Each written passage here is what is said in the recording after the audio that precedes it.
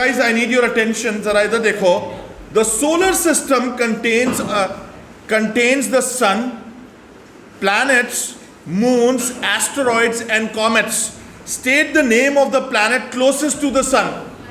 Mercury. कौन सा हो गया? Mercury. Describe the difference between a planet and a moon. Planet और a moon में क्या difference होगा? Exactly. Planet orbits a star और moon क्या करेगा? Moon orbits a planet. बेटे, what is wrong with you guys? State two differences between an asteroid and a comet. Yes? Anyone? Two differences. क्या differences होते हैं asteroid and comets के अंदर? जी बेटे, मैं बताता हूं, सुनो. सबसे पहली चीज है, जो आपका एस्टेरॉइड होता है, it is actually part of the solar system. सही है? और नियरली सर्कुलर ऑर्बिट में घूम रहा होता है. और जो आपका कॉमेट होता है, कॉमेट नॉर्मली हमारे सोलर सिस्टम में एंटर करता है और एग्जिट करता है, और इसका पाथ हाईली एलिप्टिकल होता है. ये बात याद रहेगी. सही है? Is that clear? Do you understand this thing? मैं इसका आंसर लिखूं? मैंने इसका आंसर लिखा है, asteroids are part of the solar system. Comet enters and leaves the solar system. ठीक है? Asteroids follow a nearly circular orbit. Comet follow a very elliptical path. सही है? ये भी हो गया हमारे पास. अच्छा, फिर ये कहता है, the planet closest to the sun orbits the sun in 88 days. यानी मरकरी की बात कर रहा है. State two reasons why Earth takes longer to orbit the sun than this planet. Yes, two reasons why. Earth is, मैं इसको लिख रहा हूं, Earth is further away from the sun. और दूसरी चीज क्या है? दूसरी चीज ये है, ड्यू टू, सिर्फ स्टेट बोला है ना, तो हमें रीजन लिखने की जरूरत नहीं है. आप लिख लो, the orbital speed of earth is less. What do you think? सही है भाई? जरा सुनो. रीजनिंग वैसे इसमें बोला नहीं था, बट रीजनिंग ये है कि भाई, अगर आपका सन से जो डिस्टेंस है, अगर वो इंक्रीज होता है, तो इसका मतलब है ग्रेविटेशनल फील्ड स्ट्रेंथ क्या होगी? कम होगी. अगर ग्रेविटेशनल फील्ड स्ट्रेंथ कम होगी, तो सेंट्रीपिटल फोर्सेस क्या होंगी? कम होंगी.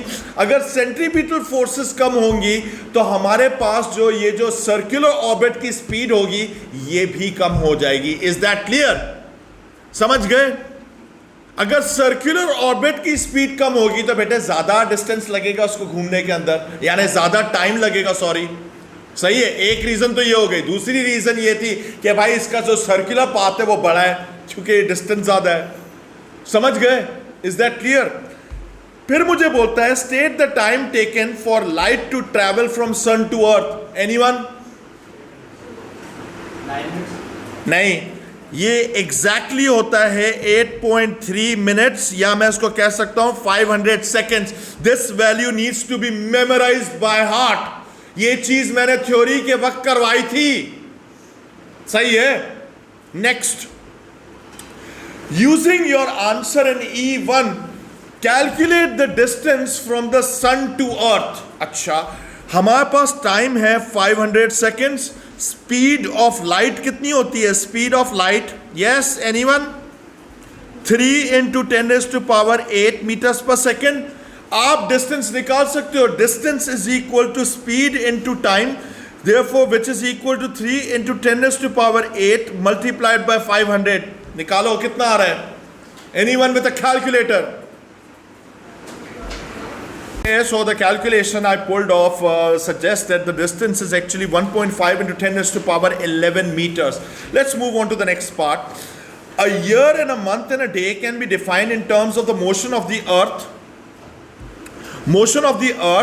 the moon and the sun. Using these motions, complete the following sentence. A year is the time for exactly earth.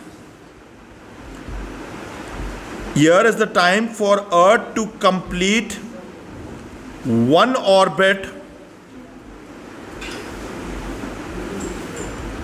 around the sun. Agreed? Please wake up. Agreed?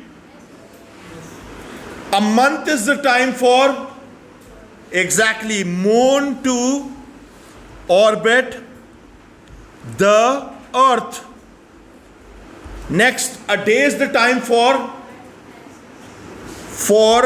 earth to complete one spin around its axis. Agreed? Axis का tilt कितना होता है? 23.5. Earth, Jupiter and Saturn are 3 planets in the solar system. Mr. Rohan, table 2.1 gives information about these planets. हमारे पास एक चीज notice करो कि orbital speed kilometres per our में गिवन है और टाइम टू ऑर्बिट 1 साल में गिवन है. ये बहुत प्यारा सवाल है, possibly my favourite question. Using data from table 2.1, calculate the average radius of Saturn's orbit around the sun. Give your answer in kilometers. अब सबसे पहली चीज़ है, मैंने ये चीज़ आप लोगों को थ्योरी में करवाई थी कि हमारे पास जो ऑर्बिटल स्पीड होती है उसका फॉर्मूला 2 पाई r ओवर टोटल टाइम होता है. यही होता है फॉर्मूला, यही हम लोग यूज़ करेंगे. ऑर्बिटल स्पीड मेरे पास सैटर्न की कितनी है? 3.5 into 10 to power 4 kilometres per hour. और मेरे पास जो है 2 पाई मल्टीप्लाइड बाय आर लिखा हुआ है. आर मुझे निकालना है, रेडियस निकालना है. दूसरा जो टाइम पीरियड गिवन है वो अनफॉर्चुनेटली वो इयर्स में गिवन है. लेकिन मैं एक काम करना चाह रहा हूं, since the speed is quoted in kilometres per our, तो मैं एक काम कर सकता हूं कि rather than kilometres per our में काम करें, I mean kilometres per our में छोड़ देते हैं इसको. ये जो मेरे पास जो टाइम पीरियड है, मैंने कहा था कि सेकंड्स में निकालते हैं नॉर्मली, लेकिन इसके अंदर अगर आवर्स में ही छोड़ दें तो ज्यादा फायदा होगा. सो क्या मैं इसको ऐसे लिख सकता हूं? 29 years multiplied by 365 multiplied by 24. सही है? मैं इसको पूरा सेकंड्स में कन्वर्ट नहीं कर रहा हूं. ये बात समझ में आ गई? Do you understand this thing? Now pull off this calculation and find our direct answer kilometres में आएगा. बेटे देयर इज अ थिंग. अच्छा, ये वाली कैलकुलेशंस हमने कर ली and eventually the answer is actually quite large, but it is in kilometers.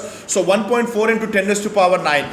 Remember this thing when solving these questions, unification is very important. Consistently अगर आप units को इस्तेमाल करोगे तो फायदा होगा. Anyways, next question बड़ा अच्छा है, मेरा favorite question है. Figure shows one alignment with the sun of Earth, Jupiter and Saturn. ठीक है, Sun, Earth, Jupiter and Saturn. Direction of orbit हमारे पास given है. You can clearly see that the orbital direction is this way. In figure 2.1, the 3 planets and the sun are in line. Okay, इन्होंने बोला है कि शुरू में ये है. 29 years later, यानी 29 ईयर्स, तो हमने कहीं यहां पे भी कुछ पढ़ा था कि सैटर्न का जो ऑर्बिटल टाइम पीरियड है वो 29 ईयर्स है. 29 years later Saturn returns to the same position relative to the sun, but earth and Jupiter are not exactly in the same line. Use data from this to explain why. 2 mark का जवाब है. भाई सबसे important चीज है, ये जो 29 का इन्होंने टाइम पीरियड दिया है ये सैटर्न का ऑर्बिटल टाइम पीरियड है. यानी इसका मतलब है कि सैटर्न पूरा 29 ईयर्स में घूम फिर कर इधर आएगा. Agreed?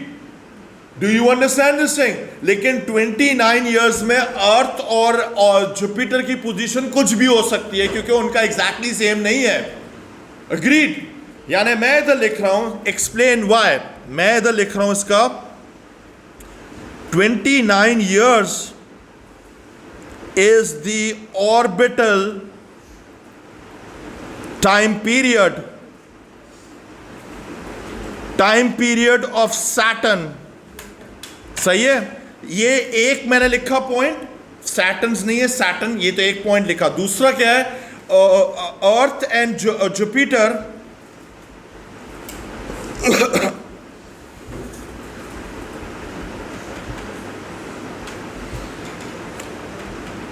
Jupiter's orbital time periods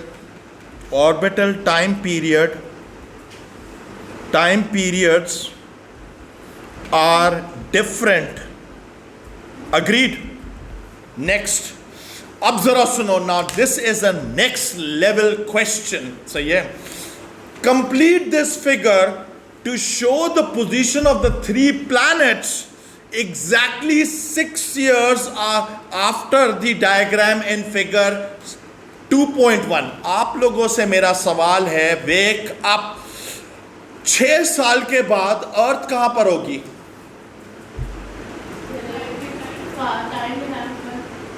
छह साल के बाद अर्थ कहां पर होगी?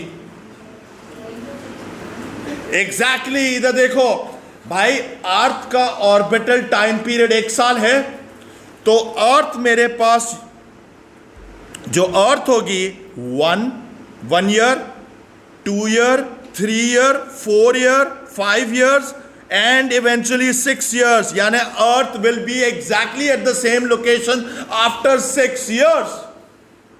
Is that clear? यानी इसका मतलब है कि पहले मैं थोड़ा सा केयरफुली अर्थ की पोजीशन को इधर बना लूं। ये तो मुझे बनाना पड़ेगा, ये पेपर आया है तो इधर देखो, फिर ये अर्थ हो गया। अच्छा, जुपिटर का टाइम पीरियड कितना है? 12 साल। यानी 12 साल के अंदर 360 डिग्री रोटेशन कंप्लीट करेगा। तो 6 साल के अंदर कितनी रोटेशन कंप्लीट करेगा? 180 करेगा। यानी जुपिटर किस साइड पर आएगा? एग्जैक्टली इस साइड पर आएगा। So this is going to be the position of Jupiter. यहां तक पहुंच गए? सही है।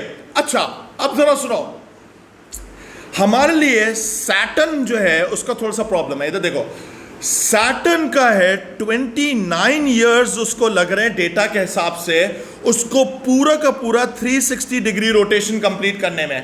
तो 6 साल में ये कितने डिग्रीज रोटेशन कंप्लीट करेगा? क्या आप रेशियो से निकाल सकते हो? निकालो।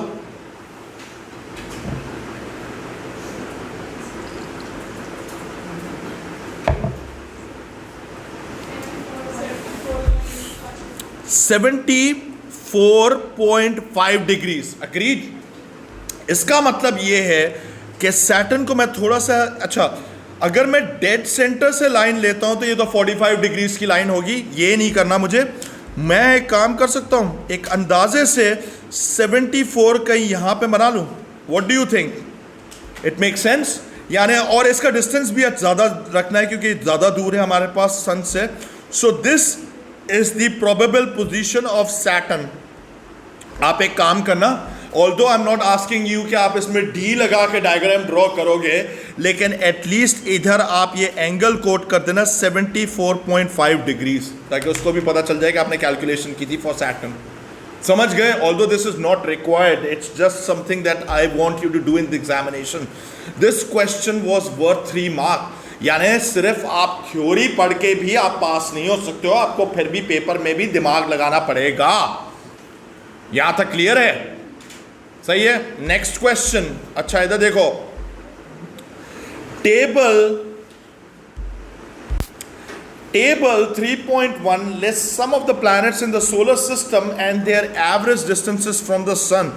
Complete this table by writing in the names of the missing planet. Mercury के करीब वाला प्लैनेट क्या होता है? मरकरी के बाद कौन सा आता है? वीनस। वीनस के बाद अर्थ आता है। अर्थ के बाद क्या आता है? मार्स आता है। मार्स के बाद, और मार्स और जुपिटर के बीच में क्या आता है? Asteroid belt. एग्जैक्टली, ठीक है, यहां तक पहुंच गए। ये भी हो गया। As the planets move around the sun, the distance between the earth and the Jupiter changes. Now this is an important point. कैसे changes हो रहा है जरा इधर देख लो. अगर मेरे पास ये सन है, सही है, मेरे पास ये अर्थ है, let this be earth and let this be Jupiter, सही है, ये है एक, तो ये पोजीशन हमारे पास पॉसिबल है. अगर इस पोजीशन में होंगे तो हमारे पास shortest distance between the two planets होगा. अग्रीड. सिमिलरली अगर मुझे लार्जेस्ट डिस्टेंस चाहिए तो सन इधर होना चाहिए मेरे पास, अर्थ मेरे पास एग्जैक्टली इस साइड पर होनी चाहिए और जुपिटर इसके एग्जैक्ट इस साइड पर होना चाहिए. What do you think?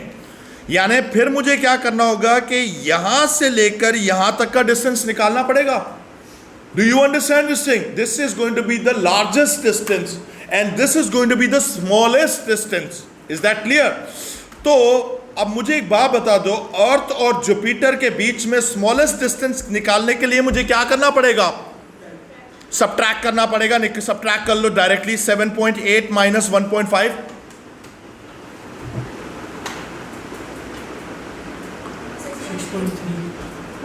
6.3 into 10⁸8. यहां तक पहुंच गए. और लार्जेस्ट डिस्टेंस के लिए क्या करना पड़ेगा? दोनों को ऐड कर लो.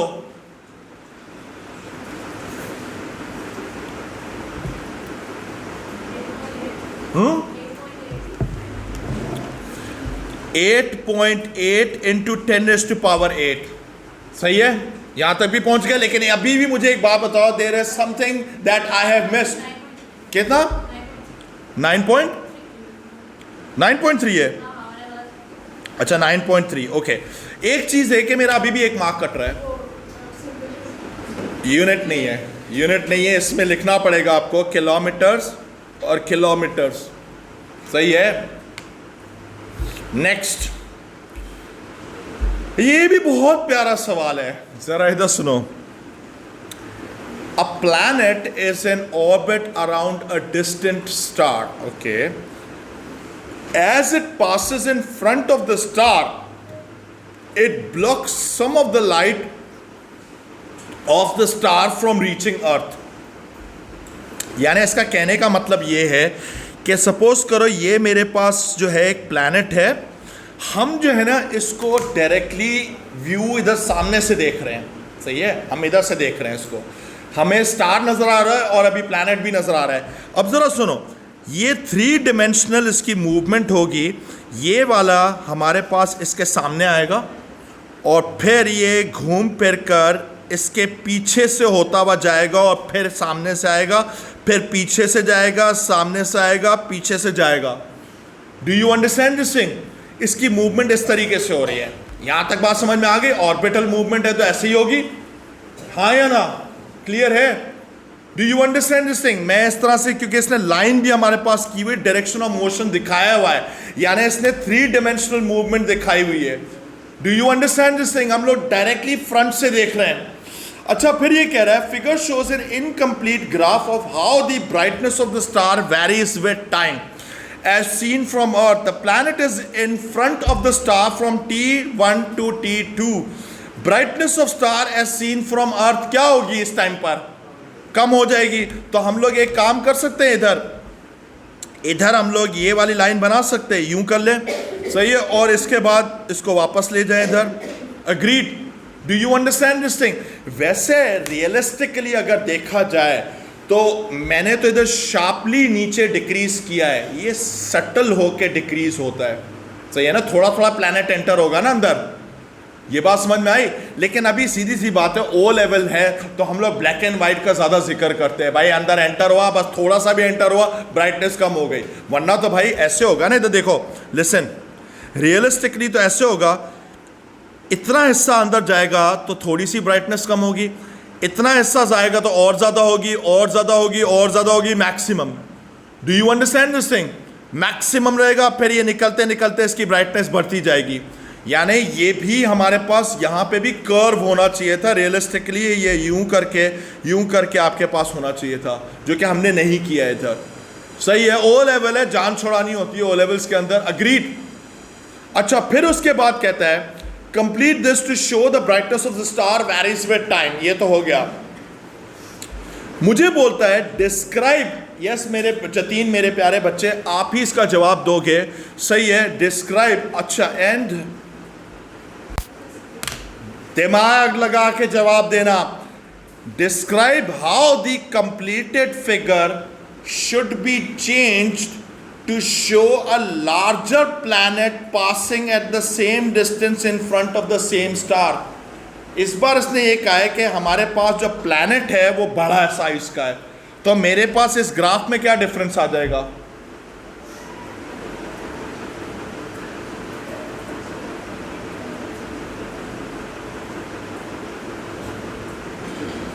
जल्दी बताओ, जल्दी बताओ। एनीवन? पहले आप जवाब दो।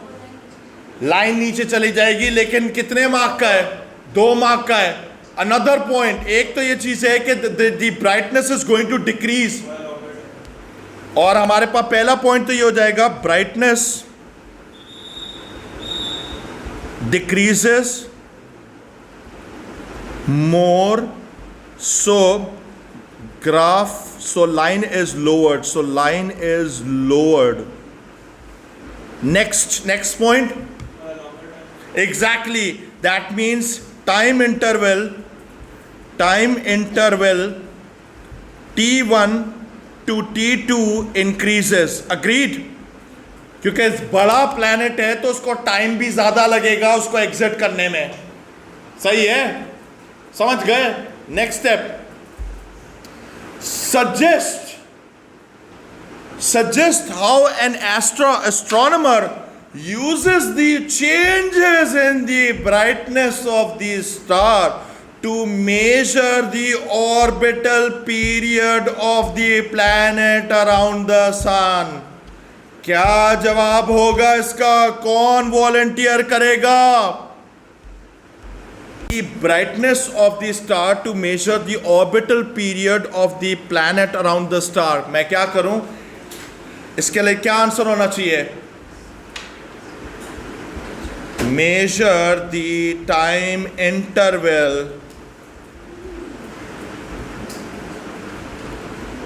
between 2 consecutive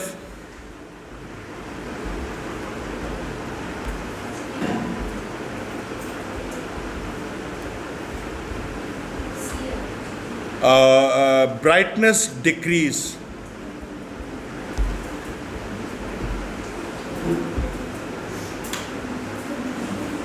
सही है? नेक्स्ट स्टेप, अच्छा इधर देखो, ये वाला देख लो, ये बहुत ही इंपॉर्टेंट क्वेश्चन है, possibly the most important question. उसके बाद I will allow you to go for your workshop what ever.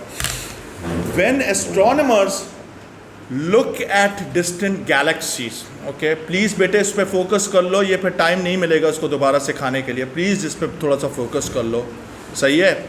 इधर देख लो, when astronomers look at distant galaxies, okay, they find that the frequency of light from the galaxy is shifted towards the red end of the spectrum। अगर red shift हो रहा होता है तो मेरा आप लोगों से सवाल है, वेवलेंथ बढ़ती है और फ्रीक्वेंसी क्या होती है? कम होती है, एग्जैक्टली, ठीक है। Apart from visible light, 2 types of electromagnetic wave that contains most of the energy emitted by a stable star। कौन सी हो सकती है apart from visible light? ये हमने एक MCQ में भी किया था, इंफ्रारेड और UV। Next, describe what is meant by the red end of the spectrum। red end of the spectrum का मतलब है increase in wavelength, इसका मतलब है increase in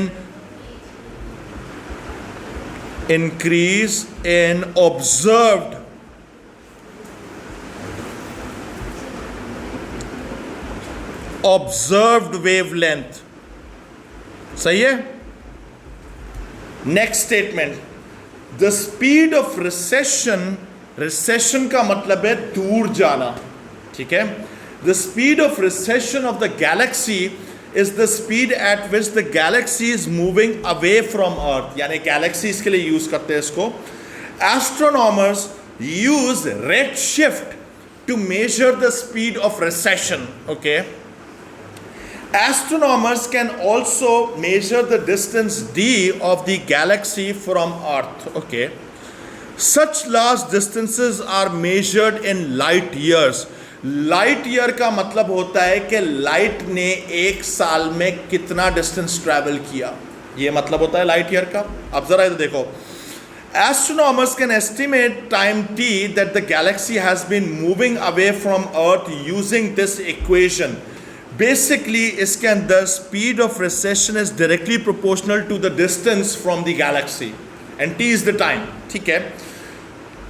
Figure shows their estimates for 4 different galaxies. ठीक है, 4 different galaxies का data है हमारे पास. ठीक है. State what is meant by galaxy.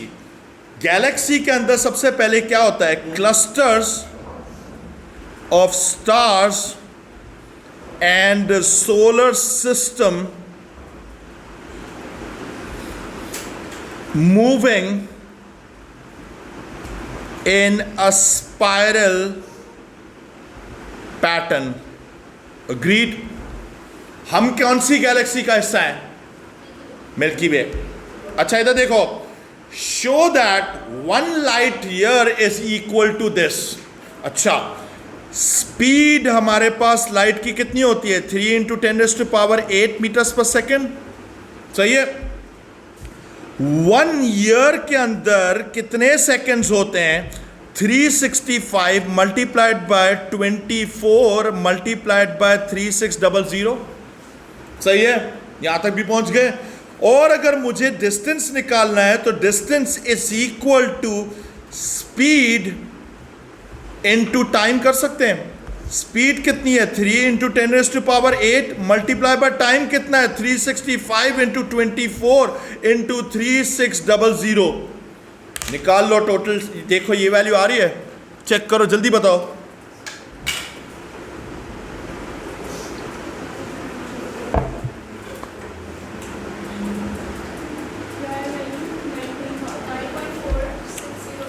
(9.4608) इतना तो हम लोग जाएंगे भी नहीं. 10⁻15 मीटर्स. इसको अगर राउंड ऑफ करते हैं तो 9.5 × 10⁻15 मीटर्स. अग्रीड?